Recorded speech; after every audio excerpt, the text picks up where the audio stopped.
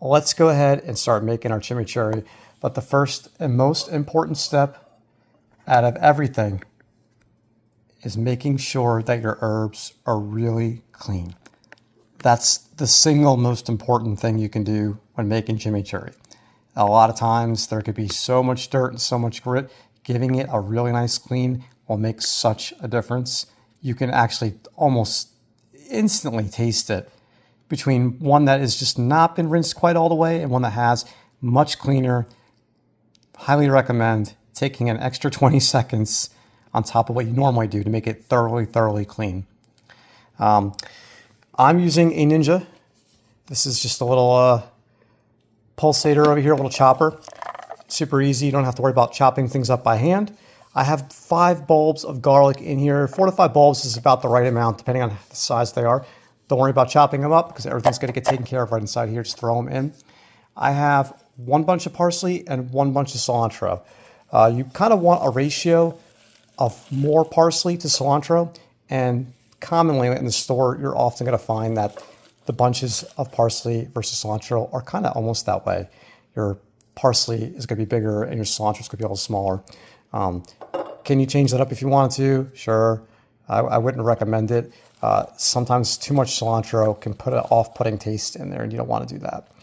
Once it's all inside there, we'll go ahead and start putting all of the wet ingredients in. The first thing is going to be the olive oil. I do about 3 tablespoons worth of olive.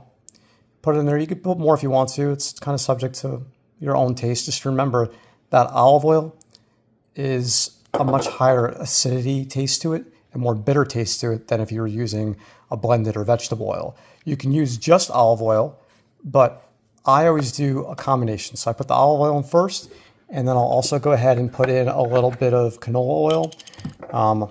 I know some people are not fans of seed oils. Don't have to use it. I don't use very much. The one I'm using is a nicer version, but still it adds a better consistency and a better mouthfeel to it versus just using olive oil by itself. We're going to put in some red wine vinegar. And we're also going to put in some fresh lemon. 1 whole lemon is about the right amount.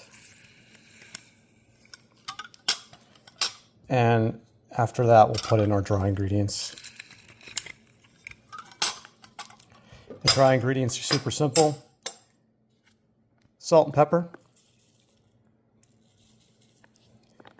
And a little bit of red crushed pepper as well. And once you have everything in there, go ahead and give it a blend. And we'll see how it looks, and we can adjust from there by adding more liquid if need be to get the right consistency.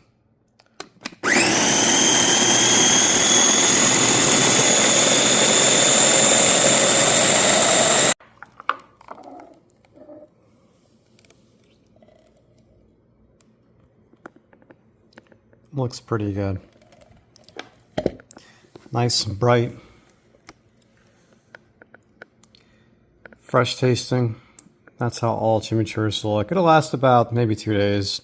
After a while it breaks down and it's just not as fresh anymore, but go ahead and try it out. Let me know what you think.